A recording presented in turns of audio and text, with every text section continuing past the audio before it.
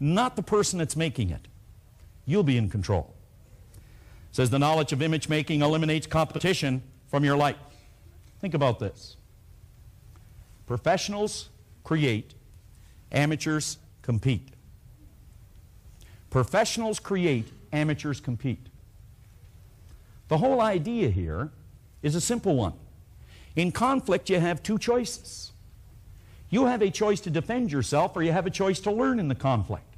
If you make the choice to defend yourself, you're going to try to protect yourself. If you protect yourself, you're going to blame someone. And if you blame someone, you're going to miss all the joy that could be yours. But if you take the attitude to learn, you're going to make it. One last statement, and then I want to bring Bob back on. The Spanish distiller at the bottom of the page, just draw a circle around it, because you see you're either a prisoner in the underground den or you're on the surface enjoying all the greatness, all the goodness, and all the joy that is your birthright. The good life then is expensive. There's another way to live that doesn't cost much, but it isn't any good. It isn't any good. So let's get the all level of energy up again and bring on Robert. Okay. Thank you, John. On page 22 in your action planner, I want to suggest that you take the chapter on the image maker and read it over a couple of times. Not once, read it over 2 or 3 times. I have found that as we read things over, they start to take on a different meaning. I read somewhere in a book where it said, when you read a good book through the second time, you don't see something in it you didn't see before. You see something in yourself that wasn't there before. So as we go through this chapter a couple of times, we'll start to relate to it a little different. Now, I want to suggest that at the end of this particular lesson, you sit down with the new understanding that you have from the information we've already covered, and stop and ask yourself, what areas of my life would I really like to change? Take a look at some of the results you're getting at the bottom of page 22 and list some of the results you'd like to change. Now, at the top of page 23 is a quote that come out of Maxwell Maltz's classic Psycho-Cybernetics. Psyche being Greek for mind, cybernetics being the science of control and communication in our marvelous mind. Now, Maltz said, we act, we behave, and feel. Now think of what we're talking about here. We act, we behave, and we feel. The vibration that we're in most of the time, according to what we consider our self-image to be. And we do not deviate from that pattern. This is the one stumbling block that many people have. You're going to hear from a man in a few minutes that made a phenomenal change just through understanding this one idea. And I'm going to tell you, the man was brilliant when he got the idea. It was just one small change. This could be the one you want to make. Now, Maltz explained that the image you hold of yourself is a premise, a base, or a foundation. It's nothing but an idea in your mind upon which your entire personality is built. He concluded this image not only controls your behavior, yet controls your circumstance as well. Now, it would take a respectable understanding to grasp that. How could an idea in our mind literally change the circumstances in our life? Well, by the time you finish this seminar, the various subjects in it, you're going to know exactly how those circumstances can change. It'll be very clear to you. But I can assure you, you alter this image in your mind that John was talking about. You take this idea of what you want to be and learn how to plant it in here and release this idea. Like that, your life will change. And you're going to hear from someone who made a big change. Now, let's take a look at this idea of cybernetics. You know, a number of years ago, many years ago, I bought this book. It was out around 1960, and it was shortly after that I got it. And like most of these books I get, I read it over and over and over again. Now, let me digress for a second. I was in a seminar that Dr. Harry Roeder was conducting. And I'm going to tell you, this man is brilliant. He has an enormous amount of information of why we do what we do. And I remember we were working with a loose leaf exercise book. It was in Chicago that I was in the seminar, although Dr. Roeder is a Canadian. And he said something that really sunk in, and on the first page in the book, I wrote it. He said, "You do not understand something until you can explain it to someone else so that they understand it." Now run that through your computer a couple of times. You do not understand something until you can explain it to someone else so that they understand it. Now that was written in a book a long time ago. I wrote it as Harry said it. I'd read this book before that, and I read it off and on every year or two. I'll read it a couple of times.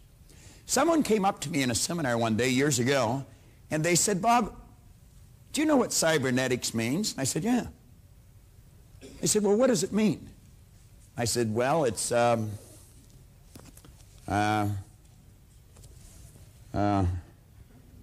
and all I could see was the front page of that book where Dr. Roeder said, "You do not understand something until you can explain it to someone else so that they understand." And I didn't know how to explain it. Now, this chapter, or this paragraph on page 23 is right out of this book. I went and got the book out again, and I started to study it. And I got some other books on cybernetics, some real heavy stuff, and I started to study it. Now, let's read it. "Cybernetics is the science of control and communication in the animal and in some machines. It is based on the fact that both biological organisms and some machines have sensors that measure deviation from a set goal. These sensors signal feedback into a coordinating mechanism, your nervous system, which corrects the output or the behavior of those same organisms or machines." Now, if you're reading a page and you go spinning past that paragraph, I think you'll have to admit it'd be pretty easy not to understand what you've just read. Now, you just read, in fact, I read it to you and you probably followed me. You might ask yourself, could you really explain that to someone? Well, I obviously couldn't. That's why it's so essential that we listen to this over and over again. A couple of us were talking at the break, and this gentleman just come back. He came back, he'd just been through the seminar, he came back through it again. And he says, "It's so much different." And I said, "Every time you go through it, it's different." I said, "That's because you're operating with a higher awareness, and you'll see things you weren't able to see before." Now, turn over onto page 24. This page could be worth its weight in gold along with the other two pages. Let's let this circle that you see at the top of the page, you're at the top of page 24, let that represent a thermostat in your home. And we take this thermostat and we set the dial to control the room temperature at 72 degrees. That is the set goal. Now, what they say? It says it has a sensor in it to measure deviation from a set goal. It signals this deviation into a coordinating mechanism which then corrects the output. Let's suppose the room temperature is at 72 degrees. Someone leaves the front door open and it's cold. You're in the northern part of North America and the temperature drops quickly to 68 degrees. The sensor in the thermostat picks up that deviation. It sends a message through the electrical system in the house to the furnace. The fire's turned on, the fan's turned on, until that room temperature is brought back under control again at 72, then it cuts out. Let's look at it in another machine. We'll say this is an airplane.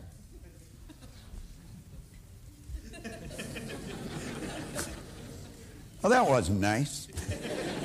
I'll bet you couldn't draw it any better. It's quite obvious I haven't majored in art. Like the guy said he majored in the minors. All right.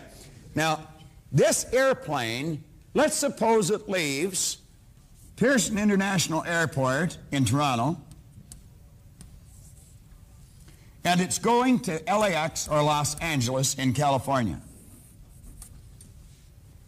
When the pilot leaves the vicinity of the international airport here in Toronto, the pilot sets a cybernetic mechanism. That's called an automatic pilot. Then you see the guy with the 4 stripes wandering down the plane, and how are you today, sir? You having a nice trip? Enjoying yourself, ma'am?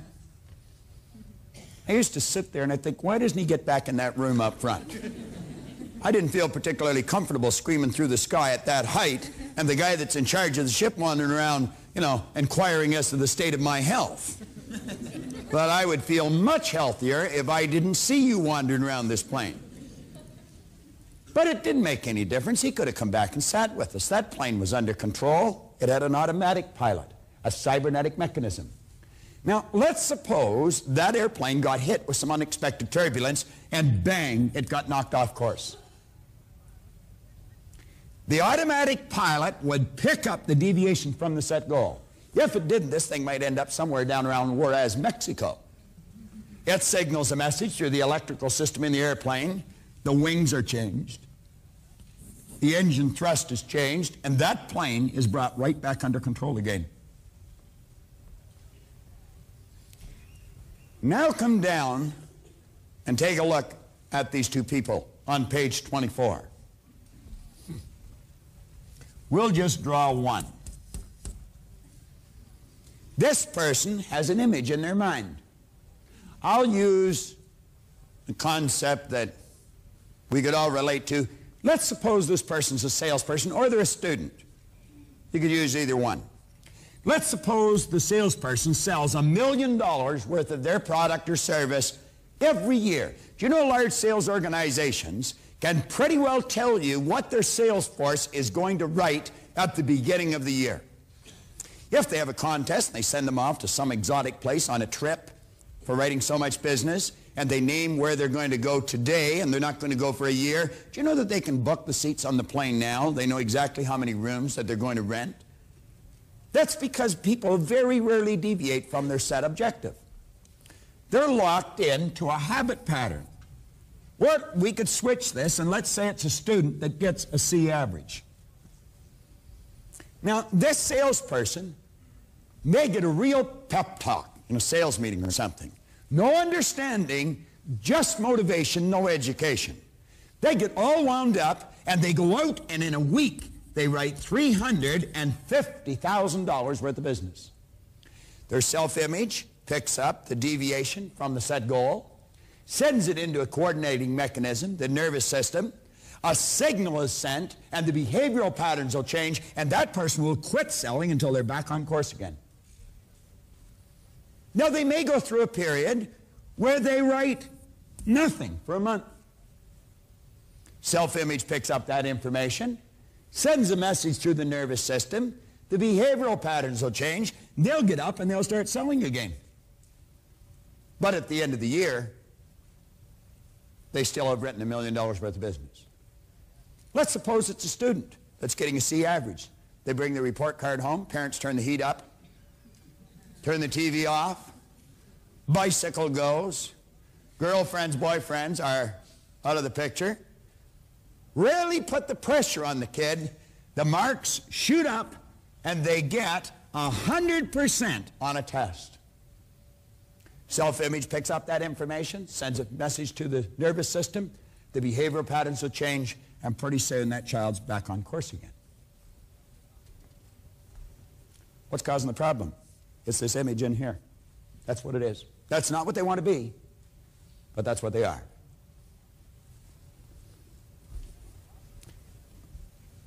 At the bottom of the page, that drawing.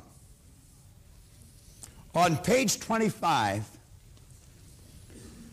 results in control of you, you in control of results. If you were to look in your Born Rich book on page 62, there's a story of a man that I am very proud to call my friend, and John's friend as well. This man started into the insurance business in the southern part of the United States 38 years ago. He had just left college. He was 23 years old. He worked as an agent, a salesperson, for 3 years. Then he moved into management. He held a number of management positions. As a matter of fact, he became the vice president of sales for the states of Kansas, Missouri, Texas, Louisiana, and Mississippi. John and I both did a lot of work for him in that area. And I'm going to tell you, he is a good man. There is just absolutely no question about it. And he is well-liked and respected. Big difference in the two, of both of them. This man today decided that he wanted to quit traveling and he wanted to move back to his roots. I often ask people in the seminar, how many of you are living in the house you choose to live in? I don't very often get many hands up. This man would be able to hold his hand up because I've been in that house. I've slept there, I've eaten there on a number of occasions. And I'm going to tell you, it's one of the nicest houses I've ever been in.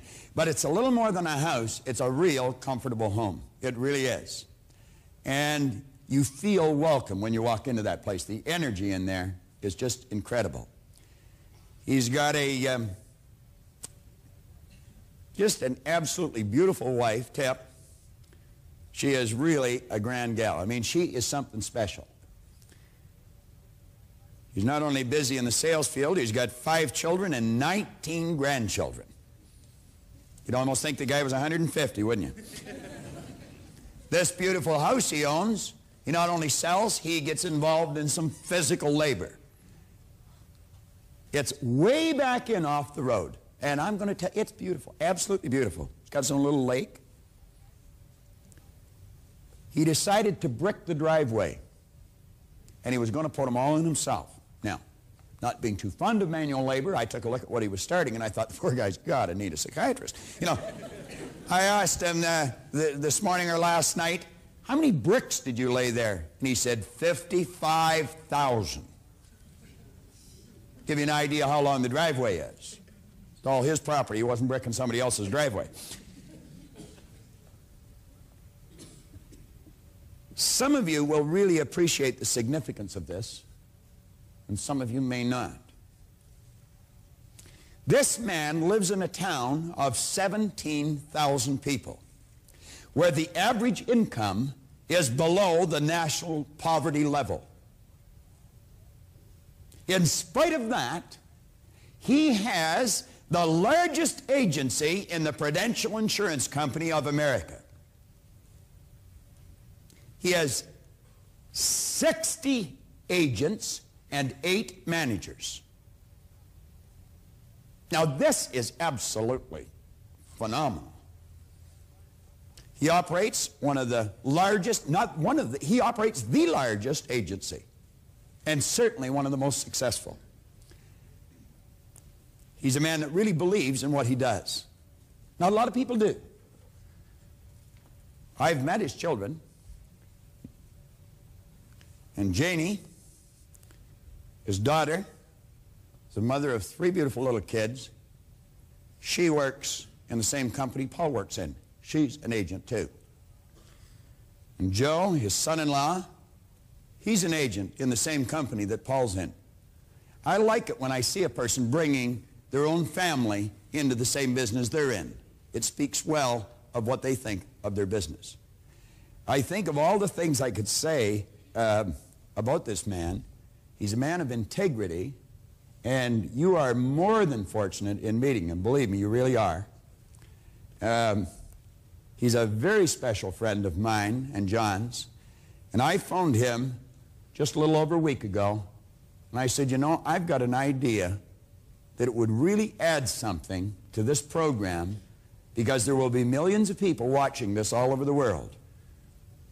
within a couple of months, this particular seminar that you're sitting in will be on the market in New Zealand, Australia, in England, and in every city in North America. I wanted those people to know this man. But even more than that, I wanted them to hear from the person themselves how a man took the idea on this page and like that, put it to work, and the difference it made in his life. And I'm going to tell you something. You could not consider him a loser when he got this idea by any stretch of the imagination. He's a very special guy. I want you to stand up and really give this man a warm welcome. It's Paul Hutsey from Pittsburgh, Kansas.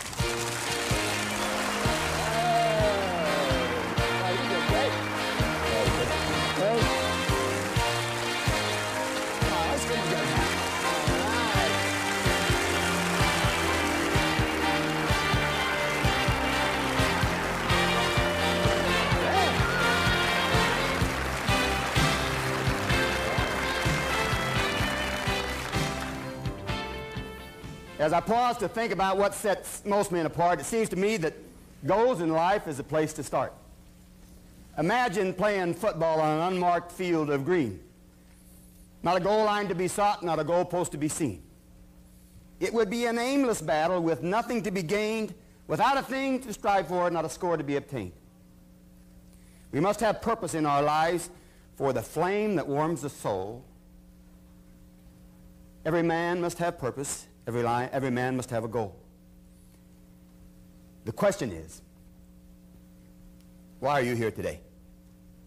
Well, I think you're here today because you want more of the good life. Right, Nino? And that's the way I was in August of 1975 when I came to this great city, when our company had a conference here. And on the last day, they were introducing the speaker, and they were telling what an outstanding personality he was, and that he was going to speak for 3 hours in a row without a break. And I leaned over to the guy next to me and I said, I wish this guy good luck in his next job because he's on his way out of this one. I couldn't imagine anybody talking for 3 hours. And then this red-headed guy ran up on this stage and started jumping up and down. And as he began to talk, why, he talked about different ideas. He talked about the way you think. And he talked about the great law. And he talked about the picture of your mind. And as he talked, well, there came a hush over the crowd, and he really mesmerized people for 3 hours. Now, I've heard a lot of speakers, but this man kind of charged me up. And when it was over, I said to him, could you and I have a cup of coffee together? And without a minute hesitation, Heather, he said, yeah. Now, one of the great things about Bob Proctor is that he's a great giver. And sometimes people give you 2 or 3 minutes. But we went off and we sat down and we talked for a long time. And I said to him, you know, some of the things that you said today kind of turned me on.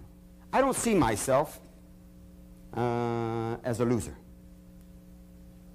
And I'm considered to be a good manager. One of the bright ones, they tell me, in the company today. They say I'm a motivator, I'm a good speaker, but things never really seem to happen in my life. Why is that? The things that you're talking about. And he says, I can see very clearly what's wrong with you, and it will only take me about, It will only take me about 15 minutes to straighten you up. So he talked for a while. He said, looky, I'm coming to Kansas. This is August.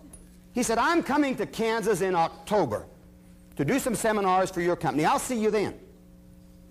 I didn't want to wait till October. I said, I want to know about this now. He said, I'm traveling Indiana and Illinois next week. If you want to come with me, come on. So for a whole week, I traveled with him. And there was 8 parts of that seminar, and we did 4 of them that week. And then at night, when everybody else went to home, well, he did the other 4 with me. Now, let me tell you a little bit about how those ideas impacted my life and the lives of people around me and that I've been able to impact. Because I began to see possibilities. I began to see doors instead of walls. That was October when he came to Kansas. My agency at that time was about 180 in a company, and in 2 months we went to 72.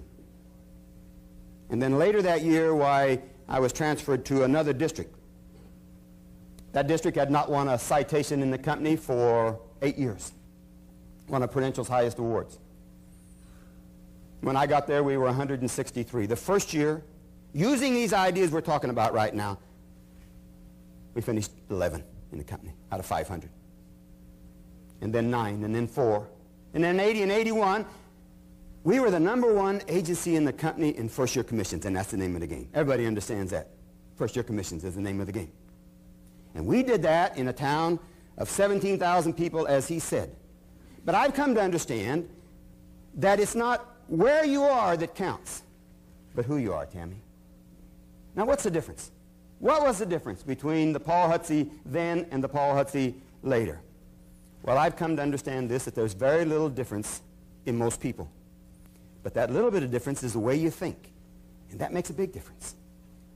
You know, William James, a great philosopher, one time said that the greatest discovery of our century is that you can change your life by changing the way you think. So from a practical point of view, from somebody that's on the street like I am, let me tell you about how these ideas that Bob talks about might impact your life and the things that they might do for you. I do some public speaking, do some seminars for companies.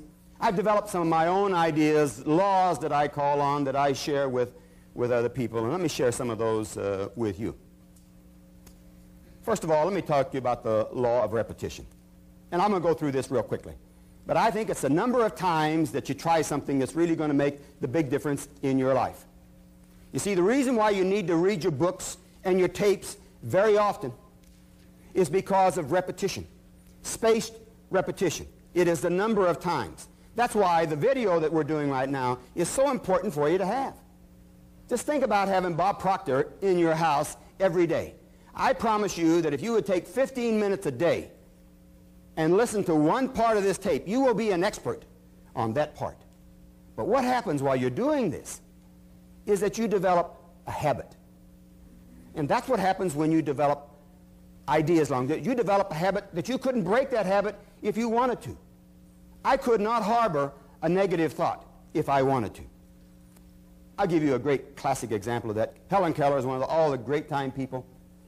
She one time coined a phrase that says, every time a door closes, another one opens. But some people concentrate on the door that's closed so much that they never see the door that's open.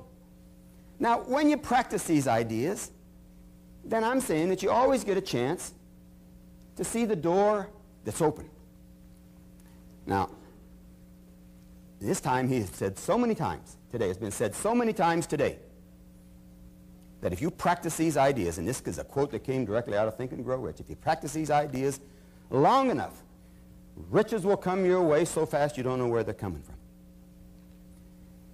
Now, if you have a big goal in life, if there's something big that you want to achieve, then there's a decision that you're going to have to make right away.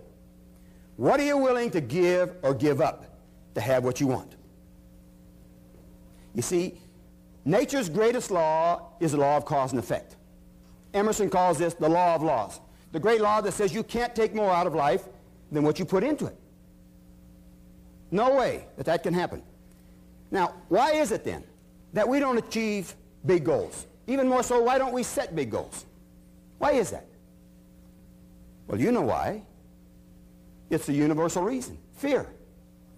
Fear of failure is the reason why most people don't try to do things. What if I try and fail? What if he asks me a question and I can't answer? I don't know how it is right now, but when I was a young kid and we had a school dance, why, the girls all stood on that side of the wall, you know, and the guys stood on this side of the wall, and Esther was the cutest girl and the best dancer in school, and I really wanted to dance with her.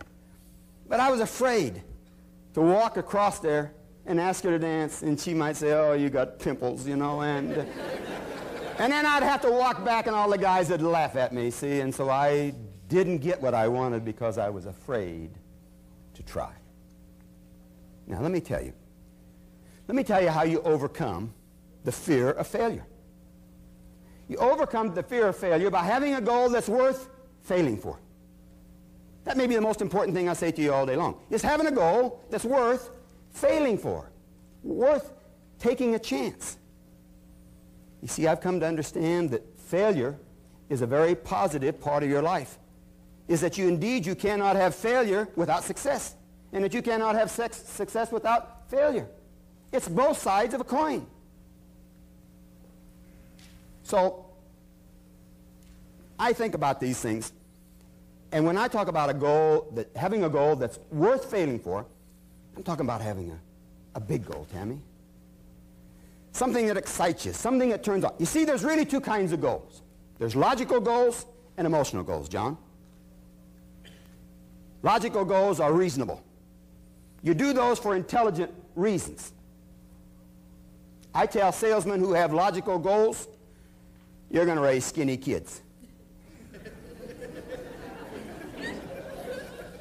Confucius said, man shoot at nothing, sure to hit it. What I'm saying to you in your life, your goals have to be emotional. They have to be something that makes you feel great when you achieve them. See, there's intangible goals and tangible ones. The tangible one is the car, the house, the boat. But you don't want the car or the house or the money. What you want is the way it makes you feel. And that's a great understanding. That's why you have to have the emotional goals, because of the way it makes you feel. Now, when you have a big goal in your life, an intangible goal, emotional goal, then you are going to have conflict. You are going to have adversity. You are going to have circumstances. This may be the most important thing I will say to you today, is that there'll never be a circumstance on the outside of you that will ever help you or hurt you. It's what's on the inside that counts. So as you reach out for something big, why then you're going to have conflict, you're going to have adversity, and that's when the greatest law, and you've heard it talked about today, the greatest power you have comes into being. That's the power to choose. That is your greatest power. I talk about that so much that I think that pretty much the sum of your life right now is the sum of the choices that you've made. And that if you want something better out of life, it may be just as simple as changing some of the choices. But let me tell you, when you want a bigger bite out of life, then you're going to have adversity. And I'm saying it's not adversity, but the way you act to adversity. Personal example. Bob talked about the house. I've always had a dream when I was a little kid. I always wanted a house that set on 10 acres just outside of town. Set up on a hill with a lot of trees, the red barn on it, and a couple of lakes, and a winding driveway. I always had that idea. And when I came back from the home office back to Pittsburgh, I said, this is the time to start doing what you wanted to do. And so I started looking for 10 acres just outside of town. And guess what? There wasn't any 10 acres outside of town. Everybody else wanted 10 acres outside of town. And if I wanted 10 acres, I had to go about 10 miles outside of town. But that's not what I wanted. I wanted 10 acres outside of town. And because I couldn't find 10 acres just outside of town, guess what I did? I started looking for 10 acres inside town. And guess what? I found two. I found 2 lots, 10 acres inside town. I found them because that's what I was looking for. So if you go down to 510 South Georgia right now, well, you'll kind of drive into the trees, and then when you get there, well, it just pops up at you. It's an 800-foot driveway that snakes down through there, and the red barn is there, and the 2 lakes are there. There's trees all over the place. You see, those things were there all the time. Those 10 acres, I live closer to City Hall than 2/3 of the people in Pittsburgh, Kansas. And guess how much I had to pay for that? A lot of money, right? I had to pay very little because the guy didn't think it was worth anything. Because he didn't have the vision that I had of that. My point is that you pretty much get what you're looking for.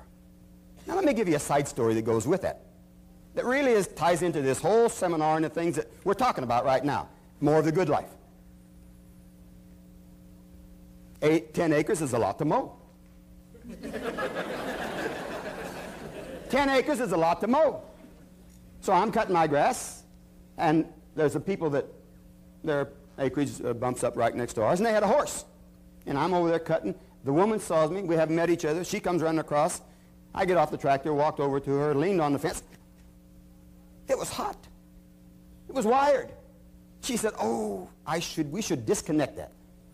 She said, you know, when we first got the horse, he used to lean up against that fence and it would break it down, so we wired it, and then once we wired it, why, he wouldn't even get anywhere near it.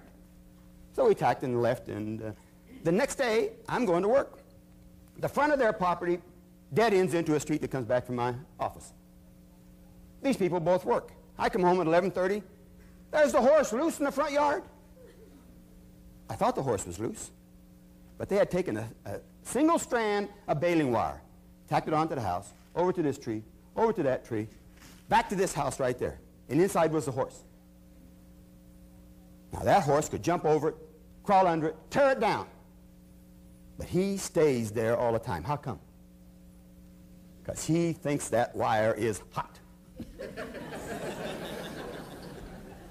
He is fenced in, right? My question, how many of us are fenced in? How many of us are a slave to the past?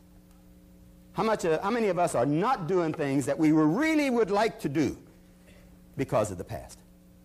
You see, I think choosing is important, and I'll tell you, I think a very important statement is that getting in life is not difficult, but deciding what you want. Getting what you want in life ain't tough, but deciding what you want, choosing what you want, is tough. Let me talk to you about just a simple idea that I think involves with it. Now we get around to the point that you want to talk about here. Self. You need to be an expert as a self-starter. Self-motivated. Self-control. But most important, self-esteem. Self-image. You know, Bob's always talking about this.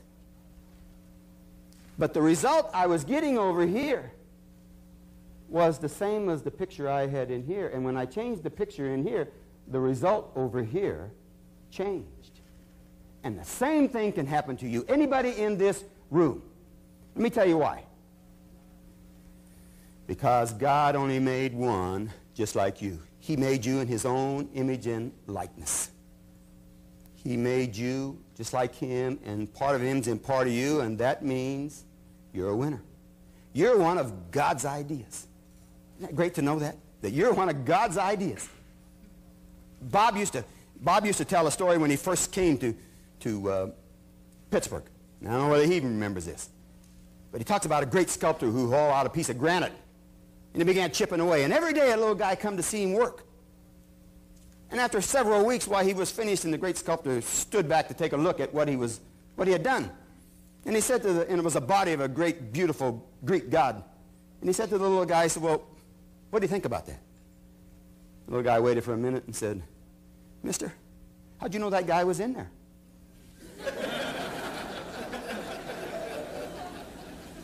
Well, I'm saying that guy was in there all the time. You're a Mona Lisa. What makes a Mona Lisa so valuable?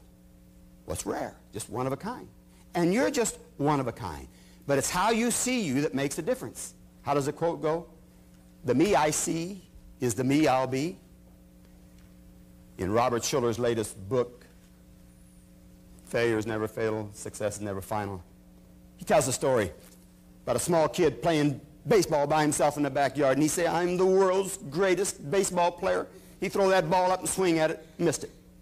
I'm the world's greatest baseball player, threw it up again, missed it. I'm the world's greatest baseball player, threw it up, missed it, strike three. He said, wow, what a pitcher I am.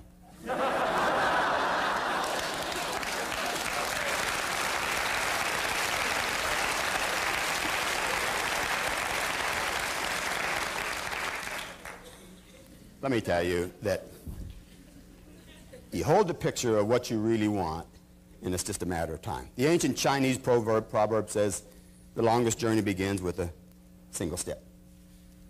I say that beginning is half done, and that you need to start right now. And one of the reasons why I like Bob Proctor and his ideas is I think that he's a great giver. And this is just a side dimension from what we're talking about, but sometimes people ask me, you know, why I wear that number 2 pin. And I got the number 2 pin from Bob Proctor a long time ago because he cares about people. I wear the number 2 pin to always constantly remind me to always put the other guy first.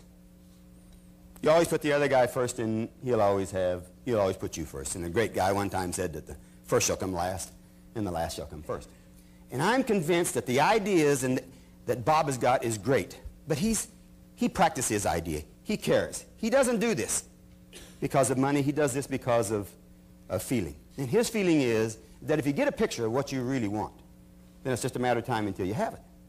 So let me wrap this up, Bob, and just with a quote that came right out of the book that he's talking about right now of James Allen. And this is what the whole seminar is about right now, where it says, the vision that you glorify in your mind, the ideal that you enthrone in your heart, this you will build by your life, and this you will become. It's really been nice to come and be with you in Toronto again. It's my personal pleasure. Bob, and thanks for having me, friend.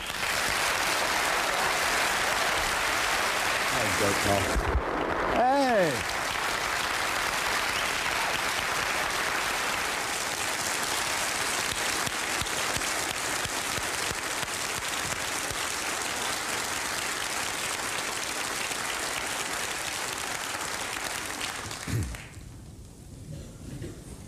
You know, I've shared Paul's story with countless thousands of people, but it was really nice to be able to share Paul with the people today, and with all the people that are going to be watching this in their homes and in their offices all over the place. Paul talked about the self that you have here is what's going to determine what you're going to be. John talked about I never noticed the difference in that, Paul, but I always found the Americans crucified our language. At any rate. And I guess the Canadians crucified the English language. But at any rate, you have an image here in your subconscious mind. Now, the first step in changing that picture is in your exercise book, your action planner on page 26. So often, as Paul mentioned to me, for 22 years, every year he promised he was going to get one of those citations, but he said, I never got it. Emerson said, of what use to make heroic vows of amendment if the same old lawbreaker is going to keep them? You see, Paul was trying to get that citation with the same old picture.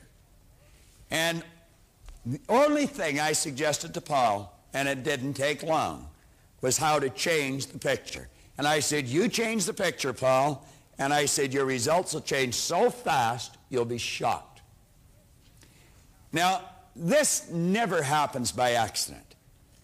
You've got to put forth a little effort. Remember how John started out? He said you put a little in, you get a little out. Some people put a little in, but they put a lot of energy behind it. They still get a little back. If you put a whole lot into it, you'll get a whole lot back. Now, what I want to suggest, as this lesson comes to an end, I want to suggest that you go someplace quiet, by yourself, and think. I mean, really think. Life is precious. There's absolutely no question about it. I think that there's enough evidence, just in what we've covered in this seminar, to indicate to you that you can have, do, or be the things you want. That was no accident that Paul got that house. It's no accident that he runs the largest agency in all of the United States of America, in the world, with that company. And in a town of only 17,000 people, where the average income is below the national poverty level. That's no accident. That's how Paul sees his people operating. And as a result, everyone benefits. Not just the people in his agency, but all the people they serve. Now, we're suggesting here that you make a written description of the person you're about to become. Now, that's not going to make you that person. We're going to get into how to take that image and turn it over in the next lesson. But I want to suggest that you sit down and you really think. Realize this power is flowing into you. As it flows in, we said it just is. It's without form. You make it what you want. And I'm suggesting that you build into your mind a picture of exactly how you want to live. Don't give any thought to how it's going to happen. We're not at that point yet. One step at a time. What kind of a person do you want to be? Where do you want to be in your commercial career? What kind of a financial position do you want to be in? I can tell you one thing with absolute certainty. When Paul got this idea, he was already winning. When John and I got it, we were miserable losers. And I know that if I can do it, anyone can do it. I've gone into prisons with this, and so has John. We've worked with people who are right down and out, the castaways. And we've watched them literally change their life just through these simple concepts. And so can you. But you've got to decide, how do you want to change it? You don't get the house by wishing. You decide, what kind of house do you want? Now, don't just build a picture of being a wealthy person. When Ray Stanford first suggested I could change, that's all I was interested in. And I got it. Howard Hughes did too. But he ended up alone and lonely and in a very defiled body. Now, build an image of being happy, of being healthy, and of being wealthy. And I would suggest that you build into it the kind of an attitude that you want for everyone else, what you want for yourself. And your life will be absolutely incredible. Now, all you have to do is build this picture in your mind. And when this lesson's over, I'm going to suggest you go somewhere quiet and do that. Don't put it off. Do it. Don't wait till tomorrow, next week, next month, 5 years from now. Waste all that time. You do it before you go to bed today. Sit down, take your pen, and right here on page 26, describe exactly how you want to live. And when we get into the next lesson, we're going to show you how to firmly plant that image into this part of your mind, and I'll guarantee you, you'll change. And you'll change fast. Now, you just heard from a gentleman from Pittsburgh, Kansas. He's flown all the way up here just to share that with you, that it does work for him. Now think. He tried for 22 years. You can tell by looking at him he's a good man. For 22 years, he tried to get what he wanted, and he couldn't do it. You'll never do it through force. You'll do it through faith and by law. And we're going to show you how to put it in there tomorrow. You'll have to admit, Paul Huntsey sure changed the direction of his life and that of all his family with the proper image. He was something else, wasn't he? Well, we're at the halfway point now. I might suggest that before you even go any further, you might want to go back and review all of this material. It's so important to you and your life. Now focus on your goal. Sit back and really think, what do I really want? Like Paul, it might be that dream house.